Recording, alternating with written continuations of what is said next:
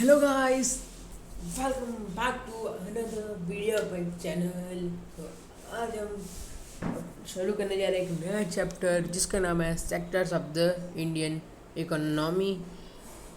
Sectors of the Indian economy करने जा रहे हैं हम। कितनी बढ़िया है हमारा ये चैप्टर, बहुत बढ़िया है। मतलब हमको ये पुराना ही चैप्टर है, आपको पता है। हमने मतलब पुराना चैप्टर नाइन्थ का ही चैप्टर है। तो टर्सरी, प्राइमरी, सेकेंडरी सेक्टर आपको पता है। प्राइमरी यानी कि एग्रीकल्चर सेक्टर है, सेकेंडरी यानी कि वो इंडस्ट्रियल सेक्टर जिसमें मतलब प्राइमरी जो रॉ मटेरियल प्रोवाइड करता है वो इंडस्ट्री में जाता है, यानी कि सेकेंडरी में कन्वर्ट होने के बाद वो सेकेंडरी में कन्वर्ट पूरा मतलब गुड्स बन जाता है। ठीक है, मैन्युफैक्चर होता है, उसके बाद वो गुड्स बन जाता है रॉ मटेरियल से। उसके बाद वो गुड बनने के बाद गुड्स, ठीक है, एक पक्का मटेरियल बन जाता है। पहले रॉ मटेरियल मतलब एक ऐसा कुछ सीड टाइप होगा, ठीक है। उसके बाद वो इंडस्ट्री में जाके तो उसका मतलब पूरा आटा बन जाएगा, ठीक है, सीड का। वैसे उसके बाद वो जाएगा टर्सरी यानी कि ट्रांसपोर्ट होगा बसेस ट्रक बसेस इस सब से ट्रांसपोर्ट होके मार्केट तक पहुंचेगा। उसके बाद सारे मतलब बेचेंगे, ये सब होता है। ठीक है, आगे बढ़ते हैं अपने। रुको, ऊपर ऊपर एक मिनट। ठीक है, तो अभी हम नीचे चलते हैं। तो यहाँ पे हमको क्या दिया है, there are many activities that are undertake by directly using natural resources. Take for example the cultivation of cotton, it take place with an a crop season for the growth of the cotton plant. We depend mainly but not entirely. तो ये देखो, ये हम आपको क्या दिया है, यहाँ पे प्राइमरी सेक्टर दिया है। ठीक है, आपको रुको, प्राइमरी सेक्टर दिया है यहाँ पे, जो हमने आपको बताया कि एग्रीकल्चर सेक्टर और एग्रीकल्चर रिलेटेड सेक्टर बोलते हैं इसको।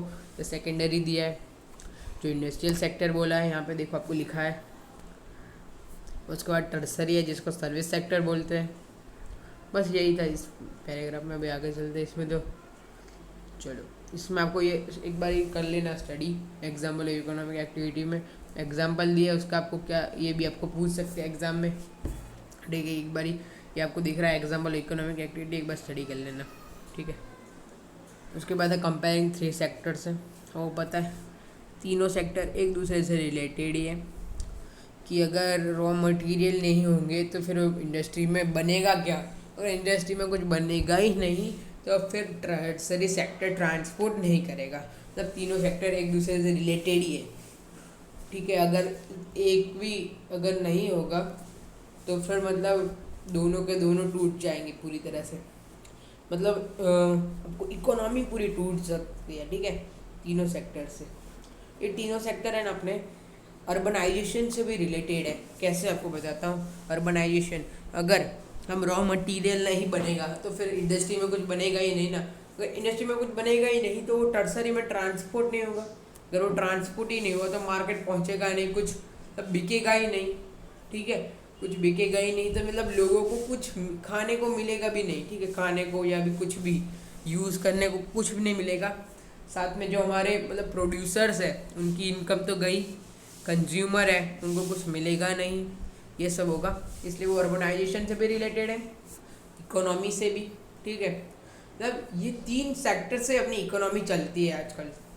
टर्सरी यानी कि ऑटोमोबाइल, टर्सरी सेक्टर में तो अपने ऑटोमोबाइल वो सब आ जाते हैं। वो आप हमारे जियोग्राफी के चैप्टर 6 में पढ़ने वाले हो कि क्या है ये सब पूरा। ठीक है, इन्हें पूरा सेकेंडरी सेक्टर के बारे में पढ़ने वाले हो, टर्सरी सारे सेक्टर के बारे में उसमें आप पढ़ोगे। प्राइमरी, सेकेंडरी, उस चैप्टर में आपको पढ़ाऊंगा मैं कि क्या है ये सब। ठीक है, इसलिए अपनी इकोनॉमी टूट जाएगी अगर प्राइमरी, सेकेंडरी और टर्सरी वर्क ही नहीं करेंगे तो। ठीक है, अपनी कंट्री की इनकम भी मतलब लो हो जाएगी। ठीक है, पूरी इकोनॉमी टूट जाएगी तो फिर क्या होगा। फिर आगे बढ़ते हैं। अभी यहाँ पे कुछ दिया है कि हमको जीडीपी के बारे में, आपको जीडीपी पता होगा, ग्रॉस डोमेस्टिक प्रोडक्ट, जीडीपी बोलते हैं उसको।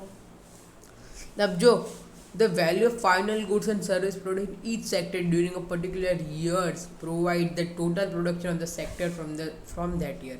मतलब कि जो फाइनल गुड्स होते हैं ना सेकेंडरी में बनने के बाद, जो गुड है ना, जो अपना रॉ मटेरियल में इंडस्ट्री में जाके जो गुड्स बन जाता है पूरी तरह से मतलब तैयार हो जाता है ना, उसको उसकी जो टोटल कितने गुड्स बने हैं एक साल में और कंट्री की इनकम, उसको बोलते हैं ग्रॉस डोमेस्टिक प्रोडक्ट। ठीक है, आपको ये पूछ सकते हैं कि ग्रॉस डोमेस्टिक प्रोडक्ट का फॉर्मूला क्या है, ये लिख देना। ठीक है, कि पर्टिकुलर ईयर में कितना टोटल प्रोडक्शन हुआ, total production upon total income. ठीक है, वो लिख देना। ये जीडीपी की फॉर्मूला है, मैं आपको बताता हूँ, आपको बुक में नहीं मिलेगी, वो बुक में नहीं थी, मैं बता रहा हूँ कि total production upon total income, ये अपनी फॉर्मूला है जीडीपी की। आपको पूछ सकते हैं 1 मार्कर में, ध्यान रख लेना। फिर हिस्टोरिकल चेंजेस इन सेक्टर्स है, थोड़ा farming change and agriculture. Historical changes sector मतलब पहले क्या 100 साल पहले कैसी सब होता था, फार्मिंग सेकेंडरी, मतलब पहले 100 साल पहले तो इतनी सारी इंडस्ट्री भी नहीं थी जितनी इस वक्त है। उस टाइम टर्सरी सेक्टर भी इतना ग्रो नहीं था, इसलिए कि बोला है कि 100 साल पहले क्या हालत थी, मतलब 100 साल पहले इतनी अच्छी हालत नहीं थी। ठीक है, तो अब इतना सारा कंपटीशन भी नहीं था कि अगर ये सारे मतलब सेक्टर ना हो तो कंट्री चले ही नहीं, ऐसा नहीं था पहले। तो तब होने तो चाहिए सेक्टर, ये सारे प्राइमरी तो थे। वैसे आपको पता है कि पूरा 100 साल पहले एग्रीकल्चर तो होगा ही, वो सबसे ज़्यादा एग्रीकल्चर होता था, इसलिए कंट्री चल जाती थी उससे। बट अभी ऐसा नहीं है, इस टाइम पे ऐसा होता है कि तीनों सेक्टर ना होने तो कंट्री मतलब आगे बढ़ेगी ही नहीं। क्योंकि पिछले 15-20 साल में टर्सरी सेक्टर बहुत ग्रो हुआ है, वो पता है, इसमें बुक में नहीं दिया, हमको बताता हूँ। ठीक है, यही है हिस्टोरिकल चेंज इन सेक्टर की, मतलब 100 साल पहले क्या था और अभी कैसा सेक्टर, तीनों सेक्टर में क्या चेंज है वो सब बोला है। ठीक है, अभी हम नीचे चलते हैं। अभी rising important tertiary sector in production. देखो सबसे ज़्यादा मेन काम तो तीनों करते हैं, तो फिर उसमें टर्सरी सेक्टर क्या करता है ज़्यादा, ट्रांसपोर्ट। देखो अगर सब होगा, ठीक है, बन गया रॉ मटेरियल, तुम्हारा रॉ मटेरियल मिल गया, गुड्स हो गए, मतलब गुड्स भी मिल गए, पर अगर ट्रांसपोर्ट सिस्टम ही अपनी कंट्री की, अपनी नहीं किसी और सब सारी कंट्रीज़ की अगर ट्रांसपोर्ट सिस्टम ही अच्छी नहीं होगी तो वो मार्केट तक पहुंच ही नहीं पाएगा ना।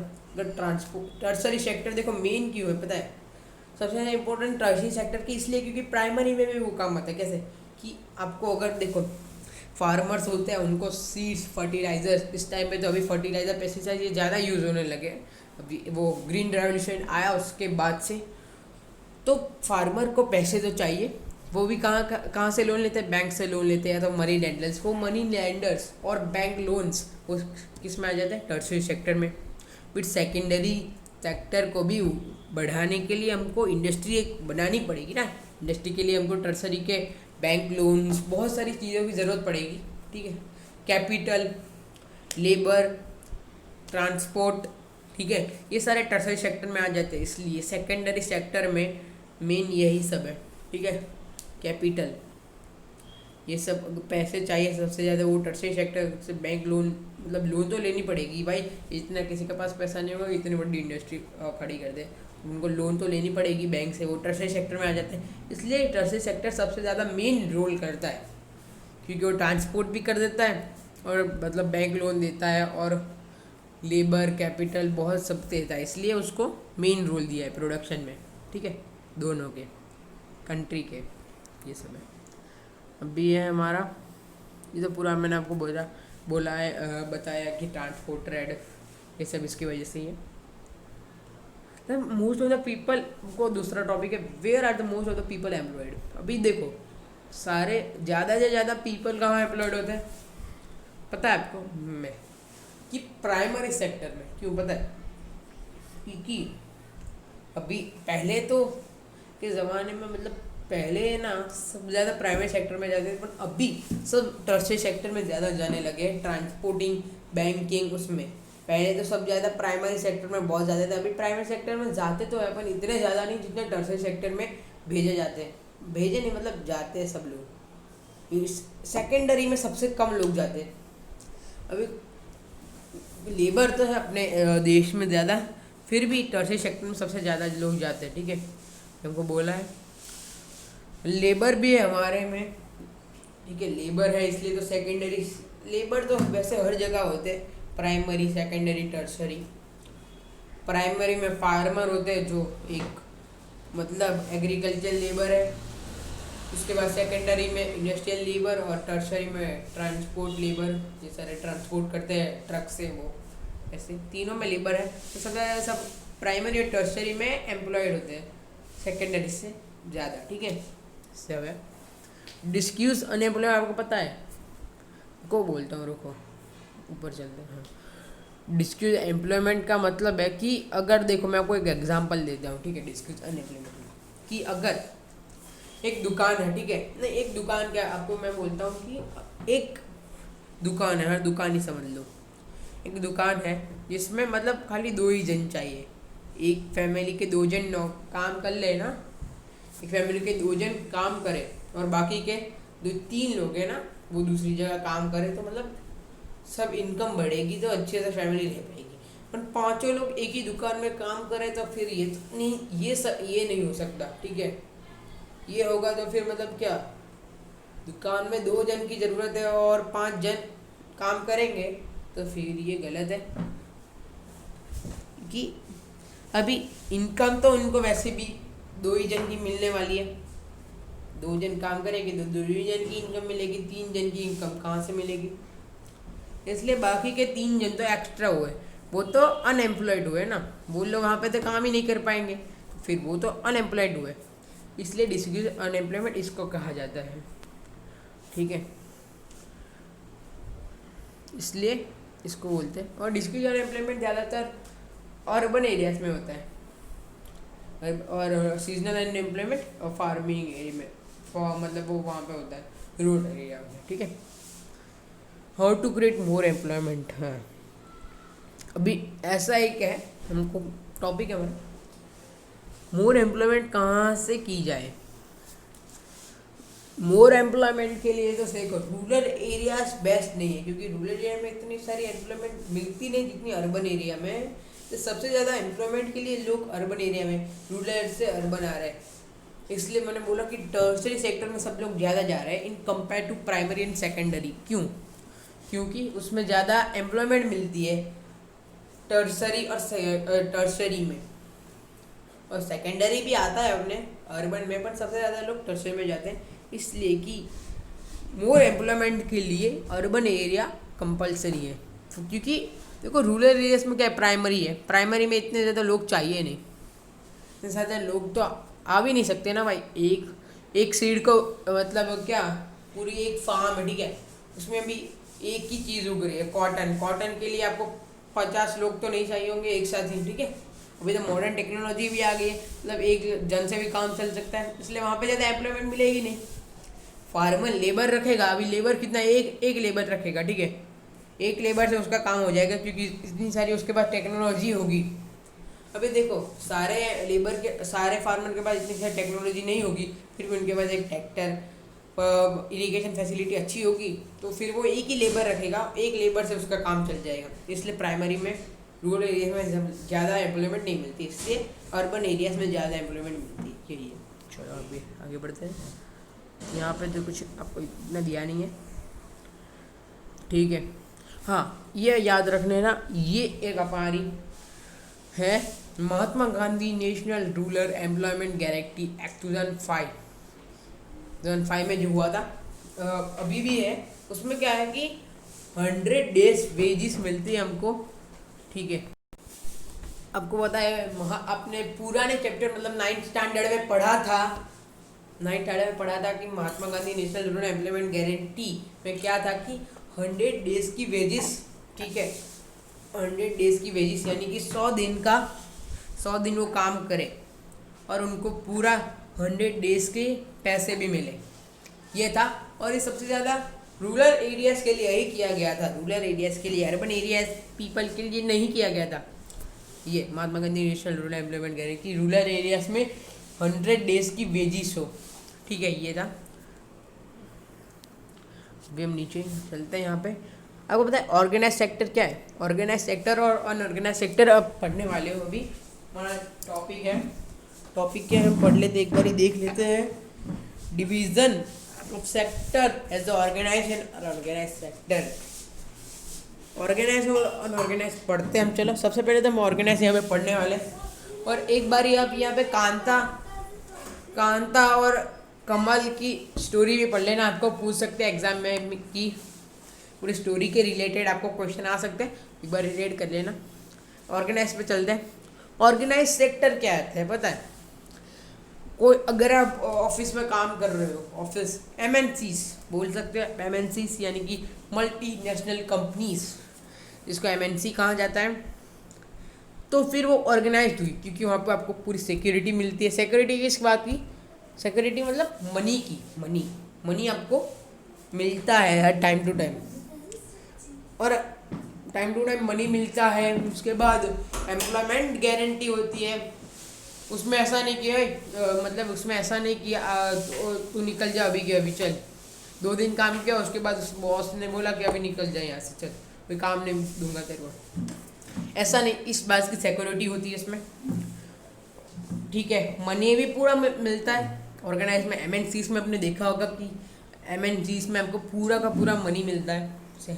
सिक्योरिटी इस बात की होती है कि मनी सिक्योरिटी होती है, जॉब सिक्योरिटी होती है, ठीक है, ये सब होता है। और अनऑर्गेनाइज में क्या होता है कि आपको अनऑर्गेनाइज में सेक्टर मतलब कैसा होता है कि आप कोई दुकान खोल के बैठ गए, वैसे अनऑर्गेनाइज उसमें क्या हमेशा रोज कोई दुकान में लेने आएगा। अगर आपने कपड़ों की दुकान खोली तो क्या कपड़ों की दुकान में रोज कोई कपड़ा लेने आएगा? यार ये तो रोज तो कोई कपड़ा लेने आएगा नहीं, तो फिर ये तो उनको पैसे नहीं मिलेंगे।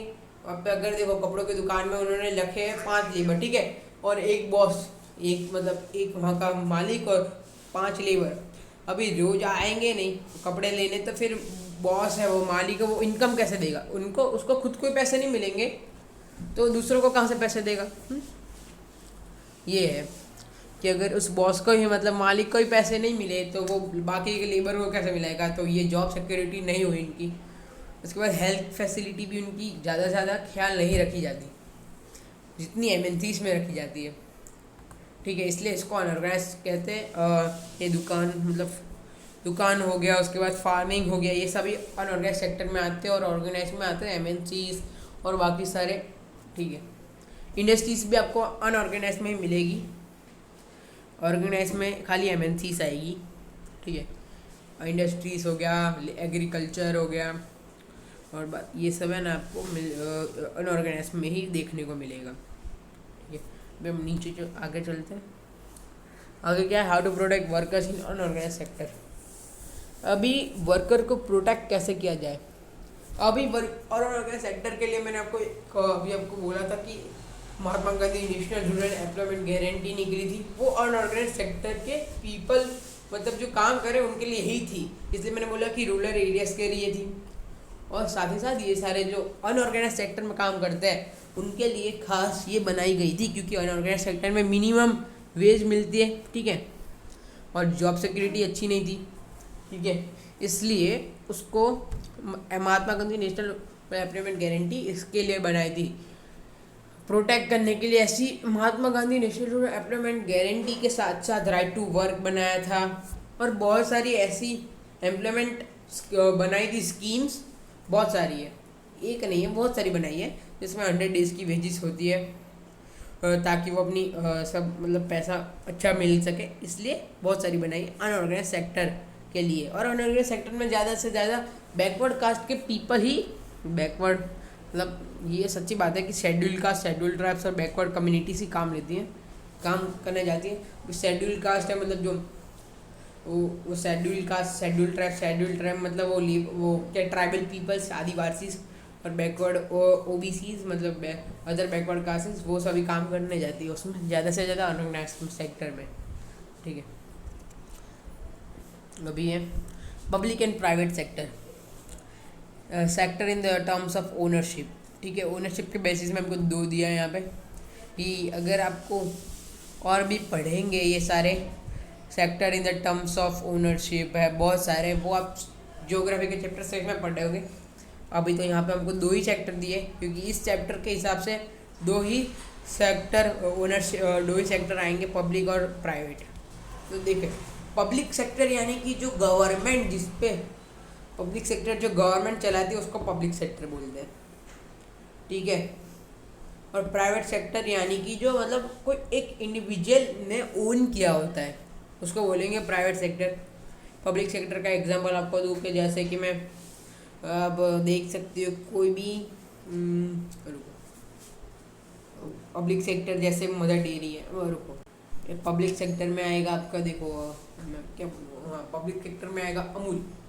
अमूल तो कोई इंडिविजुअल ने ओन नहीं किया, अमूल हो गया। उसके बाद बहुत सारी ऐसी ऐसी कंपनीज है, म्यूनसिपाल्टी उसमें जॉब मिलती है सबको म्यूनसिपाल्टीज़ में, वो भी गवर्नमेंट ने ओन किया है म्यूनसिपाल्टी भी, उसमें सब काम करते हैं वो गवर्नमेंट के थ्रू ही, वो पब्लिक सेक्टर हो गया। प्राइवेट में आप देख सकते हो आयरन एंड हो गया अपनी टाटा हो गई, बाद में रिलायंस हो गई, ये सारी प्राइवेट सेक्टर में आ जाएगी जो एक इंडिविजुअल ने ओन की है, गवर्नमेंट नहीं, उस पर गवर्नमेंट का हक नहीं होता, उसको बोलेंगे प्राइवेट।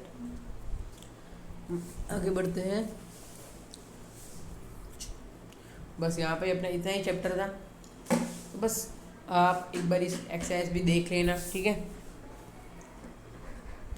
ये सारी एक्सरसाइज है, और अब यहाँ पे नीचे आपको कुछ problem face by farming sector एक बार हम पढ़ लेते हैं। ये भी आप पढ़ लेना एक बारी की, ठीक है। ये सारा ये भी आपको पूछेंगे कि क्या क्या प्रॉब्लम फार्मिंग सेक्टर ने फेस किया, आप देख लेना। तो बस आज के इस वीडियो में इतना ही।